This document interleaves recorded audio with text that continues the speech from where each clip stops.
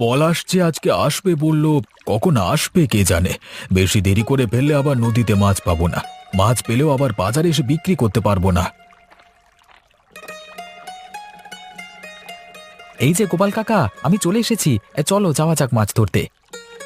আয় আয়, তোর জন্যই অপেক্ষা করছিলাম। চল তাহলে নৌকা ছেড়ে দিই নাকি? হ্যাঁ হ্যাঁ, চলো, বেশি দেরি করে লাভ নেই।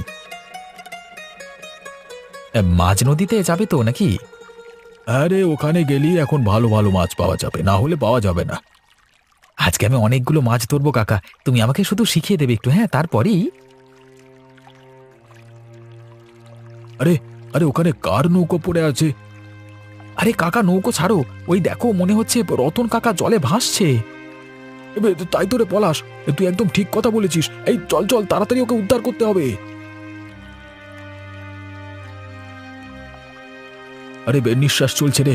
যাক, আমি ভাবলাম হয়তো অন্য কিছু হয়ে গেছে, কিন্তু এভাবে অজ্ঞান হয়ে জলে পড়ে গিয়েছিল কেন? তার থেকেও বড় কথা, রতন কাকা এই মাঝ নদীতে কি করছিল? চল চল, এখানে আর একে ফেলে রেখে লাভ নেই। আমরা বরং একে নিয়ে যাই, আগে জ্ঞান ফিরে আসুক, তারপর না হয় সবকিছু জানা যাবে। ঠিক আছে কাকা, আমি ওই নৌকাটা চালিয়ে নিয়ে যাচ্ছি, তুমি চলো। কি রে বাবা, কখন বাজার করবার নাম করে গেছে, এখনো পর্যন্ত বাজার করে ফিরবার সময় হলো না। আজকে যদি কিছু না নিয়ে ঘরে আসে তাহলে খাওয়া দাওয়া বন্ধ করে দেব, তখন বুঝবে মজা।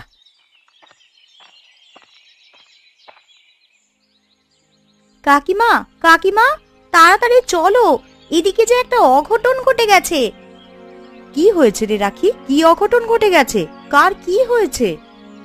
রতন কাকাকে মাঝ নদী থেকে উদ্ধার করা হয়েছে, তুমি তাড়াতাড়ি চলো, কাকা এখন গোপাল কাকার বাড়িতে আছে। ও মা, সে কি রে, ও নদীতে কি করতে গিয়েছিল? সেটা আমি জানি না কাকিমা, তুমি তাড়াতাড়ি চলো আমার সাথে, গোপাল কাকা তোমাকে ডেকে নিয়ে যেতে বলল। হ্যাঁ রে রাখি, তোর রতন কাকা কিছু হয়ে যায়নি তো? আরে না না, শুধু অজ্ঞান হয়ে গেছে। চলো তুমি, আর দেরি করো না, বাকি ওখানে যেয়ে দেখবে। চল চল চল, তাহলে যাওয়া যাক।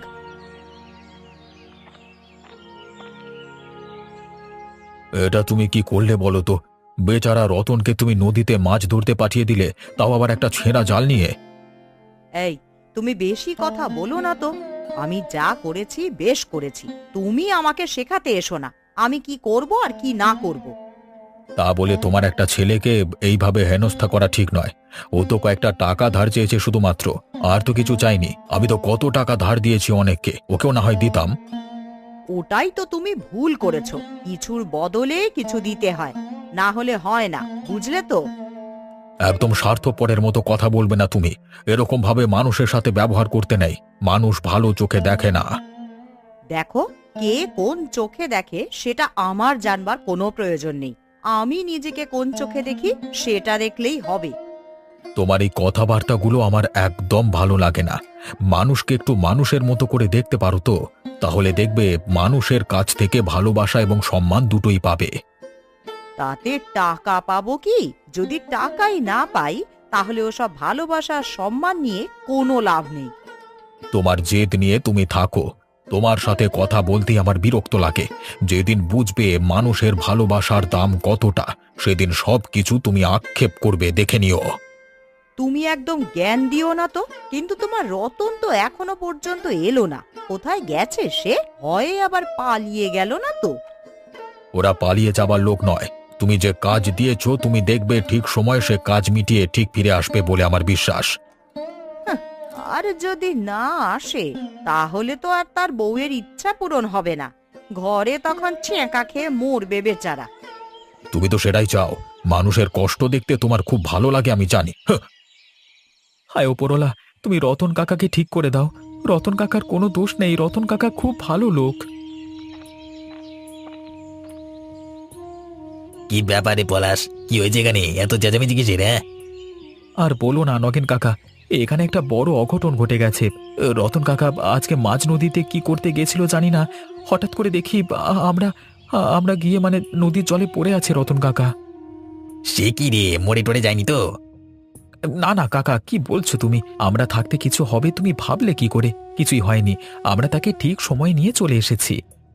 তা মাঝ নদীতে কি কারণে বাগামো করতে গিয়েছিল রতন? ওর কাজটাই কি ও নদীতে গিয়ে? সেটা তো আমরাও বুঝতে পারছি না। এখন রতন কাকার জ্ঞান ফিরে এলে তারপরে সবকিছু জানতে পারবো। পাকামো করবার জায়গা পাইনি, মনে হয় মাছ ধরতে গিয়েছিল। ওর গিন্নি তো আদিক্যতা কম নয়, তাই এসেছে নাকি নীলিমা? হ্যাঁ কাকা, এসেছে। ভাগ্যিস আমরা ঠিক সময় গিয়ে রতন কাকাকে দেখতে পেয়েছিলাম, না হলে কি থেকে যে কি হয়েছে তো। দেখ, যদি জ্ঞান ফিরে আসে তাহলে ঠিক জিনিসটা জানতে পারবি হয়তো। তুমি একবার কাকাকে দেখে যাবে না?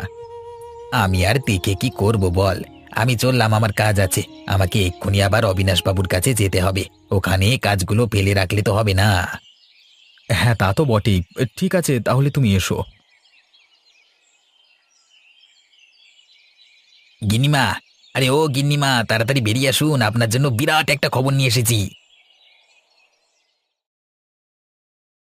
কি হলো কি নগেন? একে তো আজকে দেরি করে এসেছিস, তার উপরে আবার এখানে এসে ষাঁড়ের মতন চিৎকার করছিস কেন? গিন্নিমা, আমাদের রতন আছে না, ওকে নাকি আজকে নদীর মাঝখান থেকে উদ্ধার করা হয়েছে। এই মনে হচ্ছে মরতে পড়তে গিয়েছিল, বুঝলেন? সে কি রে, কখন হয়েছে এ কাণ্ড? আর কি বলবো গিন্নিমা আপনাকে, আমি যখন আসছিলাম তখন ঘটনাটা শুনে এলাম। আসলে ওর বউ খুব একটা ভালো নয়, মানে একটু মানে সারাদিন ঝড়াঝাটি করে আর কি। হয়তো তার জ্বালাতেই কিছু একটা অঘটন ঘটাতে গিয়েছিল আর কি। না রে নগেন, সেটা নয়। তাহলে তোকে আসল ব্যাপারটা বলছি, শোন। ব্যাপারটা হলো, রতন আমার কাছে টাকা ধার চাইতে এসেছিল। তা আমি তাকে একটা কাজে নদীতে পাঠিয়েছিলাম, একটা মাছ ধরবার জন্য। তাহলে তো মহা সমস্যা। এবার কি হবে তাহলে? ওর তো এখনো জ্ঞান ফিরে আসেনি, তাহলে কি হবে? শোন, তোর কর্তাবাবুর কানে যেন এই কথা না যায়, একদম চুপচাপ থাকবি। কয়দিন গা ঢাকা দিয়ে থাক, তারপর সব কিছু ঠিকঠাক হয়ে যাবে। এই ঠিক আছে গিন্নিমা, আপনি যেটা বলবেন সেটাই হবে, আমি কাউকে কিচ্ছু বলবো না। আর হ্যাঁ, তার সাথে লুকিয়ে লুকিয়ে একটু রতনের দিকে খেয়াল রাখতো। বেটা আবার যেন দলবাজি না করে। আমার বিরুদ্ধে দলবাজি করলে আমি কিন্তু কাউকে ছেড়ে কথা বলবো না। ও আপনি কোনো চিন্তা করবেন না, আমি থাকতে সেসব কিচ্ছু হবে না, আমি হতে দেব না।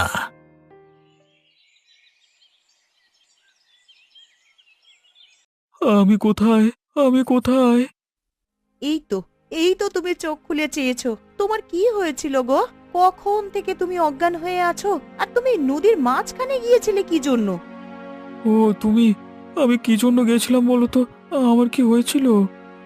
আরে রতন, তোকে আমরা নদীর মাঝখান থেকে উদ্ধার করেছি। আমরা যদি ঠিক সময় না যেতাম তাহলে তুই নদীর জলে ডুবে মরে যেতিস। তাই নাকি? তাহলে তো আমি ভুল করে ফেলেছিলাম। আরে তুই কি ভুল করেছিলি সেটাই তো জানতে চাইছি।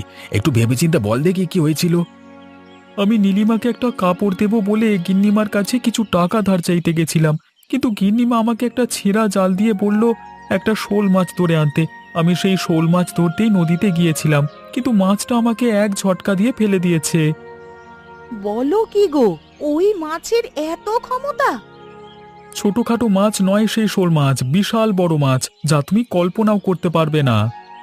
তা তোমাকে কে যেতে বলেছিল ওই কাজ করতে? না হলে তো আমার আর কোনো উপায় ছিল না। তোমাকে আমি কাপড় দিতে পারতাম না তো, হাতে একদম টাকা পয়সা ছিল না। শোন রতন, তোর মাছ ধরবার কোনো অভিজ্ঞতা নেই, অতএব তোর এই বোকামিটা না করলেই হতো। আমার মনে হয় সব দিক থেকে ভালো হতো। এখন যদি তোর কিছু হয়ে যেত ভাবতো। কালকে তোর রতন কাকা কি বলল শুনলি তো? একটা বিশাল বড় শোল মাছ নাকি এই নদীতে এসেছে। আমরা যদি ওই শোল মাছটাকে ধরতে পারতাম তাহলে কিন্তু আমাদের রমরমা ব্যাপার হয়ে যেত। তুমি ঠিকই বলেছ কাকা, চলো একবার আমরা আজকে খুঁজে দেখি মাছটাকে পাই কিনা। কি ব্যাপার হে, তোমরা কি মাছ ধরতে চললে নাকি সকাল সকাল? হ্যাঁ, কি আর করবার, সবাইকে আর তোমার মতো সুখের চাকরি করে যে সবাই মাস গেলেই টাকা পেয়ে যাবে। আরে না না, যার কর্ম তাকে তো সেটা করতে হবেই, তাই না? এখন তোমার জায়গায় যদি আমাকে পাঠানো হয় মাছ ধরতে, আমি কি সেটা পারবো? এই ধরো না, রতনের সাথেই যেমন হলো। কাকা, আমরা এখন বেরোবো বুঝলে, তোমার তো কাজ আছে। আরে হ্যাঁ, বের তো আমিও হব, তোদের সাথে ফালতু বকর বকর করবার আমার সময় নেই। আমি যাই, গিয়ে দেখি কোনো কাজ হচ্ছে কিনা। ঠিক আছে, চলো গোপাল কাকা, আমরা তাহলে এগিয়ে যাই, আর এখানে সময় নষ্ট করে লাভ নেই। হ্যাঁ পলাশ, চল যাওয়া যাক, আমাদের আবার মাছ ধরে এনে বিক্রি করতে হবে তো। যেখানে যেও একটু সাবধানে যেও, শুনলাম নাকি নদীতে একটা বিশাল বড় শোল মাছের উৎপাত হয়েছে, একটু সাবধান। ঠিক আছে ঠিক আছে, আমাদের সাবধান করে দেওয়ার জন্য ধন্যবাদ। এখন তবে আমরা গেলাম, কেমন? কোথায় নগেন? রতনের বাড়িতে তো কারোর গলা শুনতে পাচ্ছি না। বাড়ি থেকে কেউ নেই নাকি? কোথায় আর যাবে, এখানেই আছে। দাঁড়ান একবার ডাক দিয়ে দেখি। কোথায় রে রতন, কোথায় গেছিস তুই? বেরিয়ে আয়, গিন্নিমা এসেছিন। আরে গিন্নিমা, আপনি এসেছেন? দেখুন না, ওর শরীরটা তো খারাপ, তার জন্য ঘরে একটু বিশ্রাম নিচ্ছে। না সেসব ঠিক আছে, কিন্তু গিন্নিমা যে একটা জাল দিয়ে পাঠিয়েছিলেন, সেই জালটা কোথায় গেল খবর নিতে এসেছি আমরা। আপনি জালের খবর নিতে এসেছেন? আপনার কথা মতন না জানা সত্ত্বেও মাছ ধরতে গিয়ে প্রায় মরতে বসেছিল ও। তাতে তুমি গিন্নিমাকে দোষারোপ করছো কেন? গিন্নিমা কি করবে তাতে? গিন্নিমার দোষটা কি? আমি তো দোষ দিইনি, আমি শুধু কথার কথা বলেছি। তোমাদের কথা আজকাল একটু বেশি হয়েছে দেখতে পাচ্ছি। তা তোমার স্বামী যে আমার কাছ থেকে কতগুলো টাকা ধার নিয়ে এলো, সেগুলো গেল কোথায়? সে কি, টাকা কখন ধার নিয়ে এসেছে? ওই, আমাকে তো সেরকম কিছুই বলেনি। হুঁ, কি আর বলবে, হয়তো বলবার সুযোগই পায়নি তোমাকে, আর নয়তো ইচ্ছে করেই বলেনি। বলুক আর না বলুক, টাকা তো চাই নাকি? কি বলেন গিন্নিমা? সে তো বটেই, টাকা না দিলে আমি কাউকে ছেড়ে কথা বলবো না। দুজনকেই এই গ্রাম ছাড়া করে দেবো, বলে দিলাম। চলুন গিন্নিমা, এখানে শুদ্ধ শুদ্ধ দাঁড়িয়ে থেকে লাভ নেই, চলুন যাওয়া যাক। ব্যাপার কি জানিস তো রাখি, এইসবের পেছনে আমাদের গিন্নিমা আছে। অবিনাশ বাবু যদি জানতে পারতেন, তাহলে কিছু একটা হতে পারত। আমার মনে হয় অবিনাশ বাবুকে উনি চুপ করিয়ে রেখেছেন। অবিনাশ বাবু ওই ভয়ের জন্যই তো কথা বলতে পারেন না। হ্যাঁ রে হ্যাঁ, গিন্নিমার মুখের কথা তো জানিস না, সব সময় যেন খই ফোটে। আমরা ওর কথা শুনতে শুনতে অভ্যস্ত হয়ে পড়েছি। নেহাত এখন ঘর থেকে বের হয় না, তাই। আচ্ছা কাকিমা, আমরা কি কিছু একটা করতে পারি না? কি করবি বলতো? আমাদের আর কি বা করবার আছে? আমরা যদি অবিনাশ বাবুকে আড়ালে একবার শুনিয়ে দিতাম, তাহলে কিছু একটা হতে পারত। কিন্তু ওকে আড়ালে কিছু বলবি, তার সুযোগই তো আর পাবি না। গিন্নিমা আমাদেরকে বাড়িতে ঢুকতেই দেবেন না, তাহলে আর কি করা যাবে বল? তবুও আমাদের একসাথে গিন্নিমার বিরুদ্ধে রুখে দাঁড়ানো উচিত, না হলে গিন্নিমা কাউকে মানতেই চান না। এটা আমার একদম ভালো লাগে না। তোর আমার ভালো লাগাতে কিছু যায় আসে না রে, তারা বড় লোক মানুষ, তাদের কাছে ক্ষমতা আছে ধরাকে সরাগ জ্ঞান করবার, কিন্তু আমি আর তুই সেটা কোনো দিনই করতে পারবো না। তাহলে আর কি, আমাদের চুপচাপ এখন বসে দেখে যেতে হবে ওদের এই অত্যাচারে কার্যকলাপ। সে সবকিছুর বিরোধিতা আমরা চাইলেও আর কোনোদিনই করতে পারবো না। ঠিক আছে, তুমি বসো, আমি চললাম। কি বুঝছিস নগেন? গ্রামে আমার নামে কিছু রটে যায়নি তো? সবকিছু রতন আবার ফাঁস করে দেয়নি তো? গিন্নিমা, আপনি শুধু শুধু ভয় পাচ্ছেন, ভয়ের কোনো কারণ নেই। এইভাবে ভয়ে ভয়ে থাকলে আপনার শরীর খারাপ হয়ে যাবে গিন্নিমা। এই জন্যই বলেছিলাম, পাপ কাজ করবার আগে দুবার ভেবে চিন্তে কাজ করতে। সেই পাপের শাস্তি একদিন পেতে হবে। দেখেছিস নগেন, আমার ঘরের মধ্যেই আমার এই রকম শত্রু থাকলে আমার শরীর আর মন এমনিতেই তো খারাপ হবে। ঠিকই বলেছেন গিন্নিমা, দাদা বাবুর একটু জ্ঞান বুদ্ধি নেই। আপনার সাথে কিভাবে যে ব্যবহার করতে হয় সেটা ঠিক মতো জানে না। এই তো, তুই কেমন আমার সব কথা বুঝিস, কিন্তু আর তো কেউ বোঝে না। কবে বুঝবে বল দেখি এরা? আমি কোনো দিনই বোঝাবো না। তুমি খারাপ কাজ করলে তোমার খারাপ কাজকে সমর্থন আমি কোনোদিনই করব না। একজন সাধারণ মানুষকে এইভাবে হেয় করা। বেশ করেছি, আপনি চুপ করুন তা। একই গিন্নিমা চিন্তায় চিন্তায় এরকম কালো হয়ে যাচ্ছে, তার উপর আপনার এরকম টোন দিয়ে কথা আমার ভালো লাগে না একদম। ধ্যাৎ। যেমন ঝাড় তেমনই বাঁশ। তোমার তো খারাপ লাগবেই নগেন। এসেছিলে আমার কাছে কাজ করতে, আর এখন তুমি ওর হয়ে দালালি করছো, দেখেও ভালো লাগে। বাবু দালালি বলবেন না, আমি গিন্নিমার হয়ে কাজ করে দিচ্ছি, আর আমি আগেও করব, ঠিক আছে? কেউ আমাকে আটকাতে পারবে না। হ্যাঁ করো করো, কে আর আটকাবে বলো? এখন তোমাদেরই রাজত্ব চারিদিকে, বেটা পাচাটা মাল।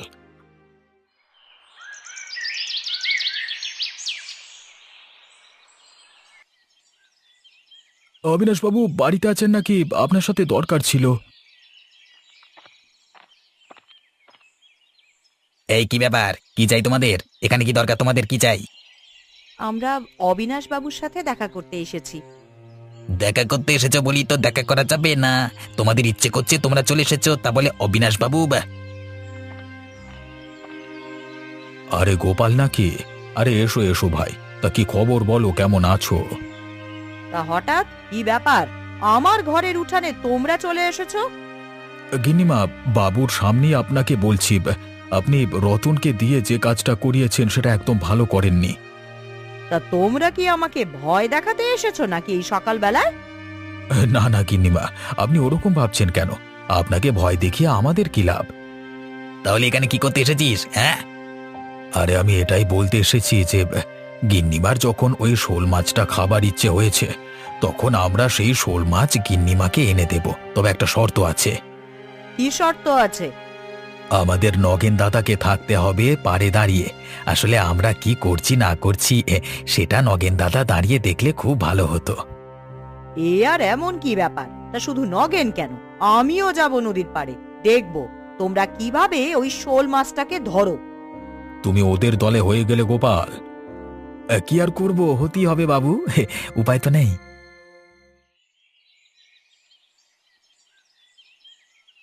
যেটা বলেছি মনে আছে তো? হ্যাঁ হ্যাঁ, মনে থাকবে না কেন? এখন মাছটাকে দেখতে পেলেই হলো। ওই দেখ পলাশ, মাছটাকে দেখা যাচ্ছে, চল এবার ওটাকে নিয়ে পাড়ের দিকে যাই। বাপরে বাপ, এটা মাছ না দানব! এই মাছের জন্যই রতন কাকা অজ্ঞান হয়ে পড়ে গেছিল জলের মধ্যে। বাপরে বাপ! এই দেখুন গিন্নিমা, ওরা আসছে, কিন্তু জালে ওটা কি? ওরে বাপ রে বাপ, এই যে বিশাল দানবাকৃতির একটা মাছ, বিশাল বড় মাছ তো এটা। ঠিকই বলেছিস, ওইটাই সেই শোল মাছটা। এই দাঁড়ান দাঁড়ান, ওদেরকে আসতে দিন। নগেন দাদা, একবার তাড়াতাড়ি ধরো একে, না হলে আমরা মাছটাকে জল থেকে তুলতে পারবো না। আরে আমি কি করে করব? মানে তোরা আমাকে বলছিস কেন এসব? আমি তো মানে জানি না আর কি। দাদা না করো না, তাড়াতাড়ি করো না, তাহলে ব্যাপারটা তাড়াতাড়ি মিটে যায়। আচ্ছা আচ্ছা, দাঁড়া দাঁড়া, আমি তাহলে যাচ্ছি।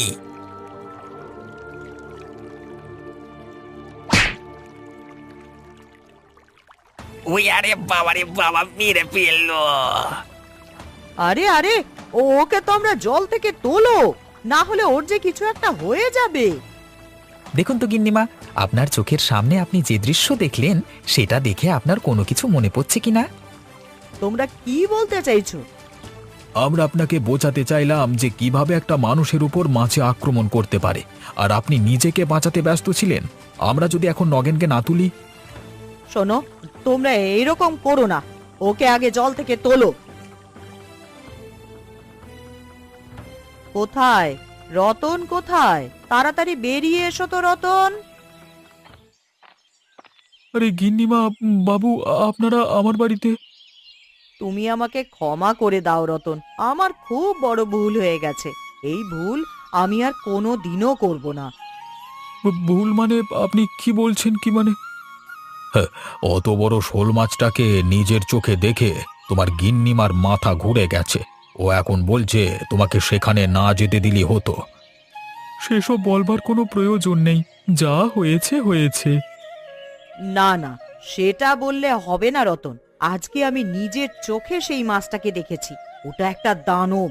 আমার আন্দাজ ছিল না যে এত বড় মাছও হতে পারে। আমি তোমার উপরে খুবই অত্যাচার করেছি গো, আমাকে ক্ষমা করে দিও। আর তোমার যত টাকা দরকার আমার কাছ থেকে নিও। ঠিক আছে গিন্নিমা, আপনি যখন বলছেন আমার কোনো অসুবিধে নেই। কালকে থেকে তুমি আমার কাছে কাজে যেও, কেমন? তোমার জন্য কাজ আছে আমার কাছে। ঠিক আছে বাবু, আপনি যা কাজ দেবেন আমি তাই করে দেব। কাল থেকে আমি যাব আপনার কাছে কাজে।